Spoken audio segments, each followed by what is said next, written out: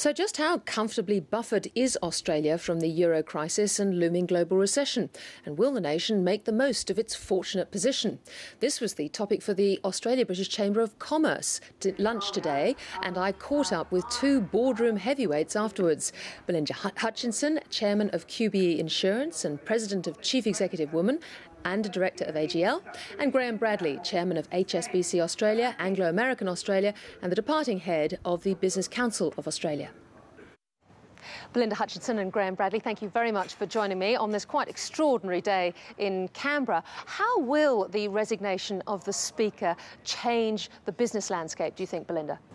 Well, I actually don't think it makes that much of a difference. I think it is big news, and obviously it'll be all over the headlines tomorrow. But I think we've still got a minority government in Canberra, and the situation with the Greens, the situation with the Independents, with the Labor government will still be pretty much the same. So I don't see a really great change. I think we're going to be with this situation for the next 2 years until we go to another election, really. So, Graham, this doesn't really deliver any certainty for business, because that has been one of the issues. The government's got through a lot of legislation but doesn't control the Senate, and the minor parties have had a disproportionate say in policy, so I think it leaves policy uncertainty still. Well, of course, one piece of legislation which has just gone through is the mining tax. How has that left business feeling?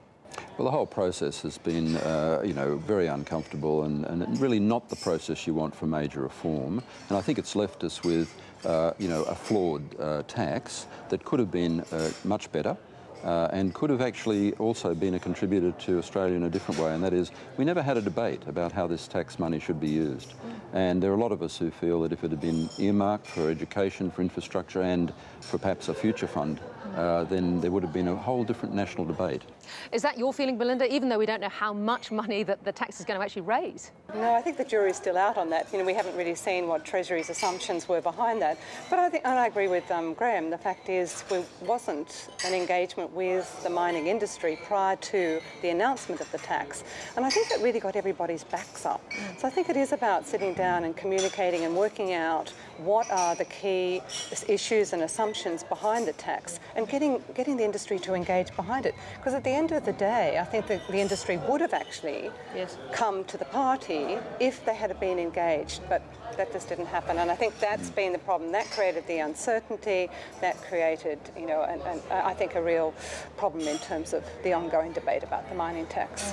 Now, Graham, one big issue on the horizon is the industrial relations landscape. How do you see the arguments panning out over the next few months? Well, this has got to be the biggest issue we've got to get right in 2012. The Business Council see it as a looming problem for the country, for our productivity and our competitiveness, and our reputation as a reliable place to do business and supplier. Well, some would argue that the unions have made quite a bit of ground recently.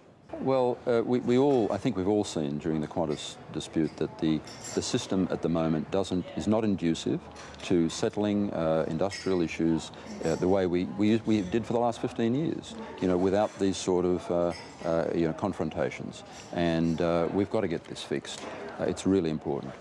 Well, let me ask you, Belinda, the euro crisis, it must be a big issue for boards. What sort of chatter is going on in the boardroom about the impact that the euro crisis might have?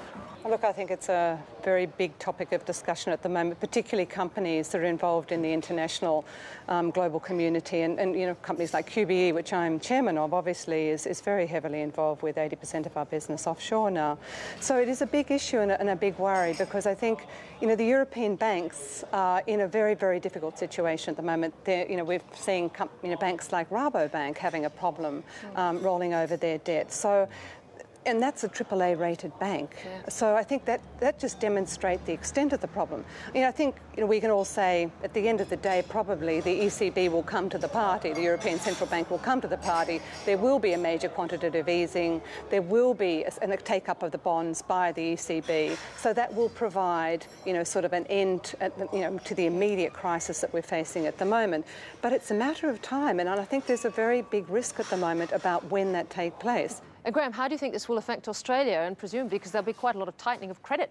I think there are two real risks. One is the volatility that this has created already in world markets will make our companies cautious about investing, either domestically or overseas.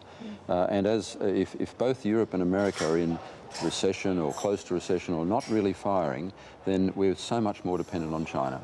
and any wobble in China becomes magnified. So getting China right is crucial. Getting China's right is crucial. But the other thing is the boardrooms, I think, are worried about their debt situations. Now, most of our companies have brought their gearing down, but now they'll be looking at extending the maturity, even if they have to pay more for debt, just because they can see credit will get tighter as more money has to go in to capitalise the banks and they reduce their overall capacity to lend. Yeah, I think the point is, in terms of the European banks, the European economy may only represent 22% of the global GDP, but the European banks represent 56% of the total assets in the global financial markets.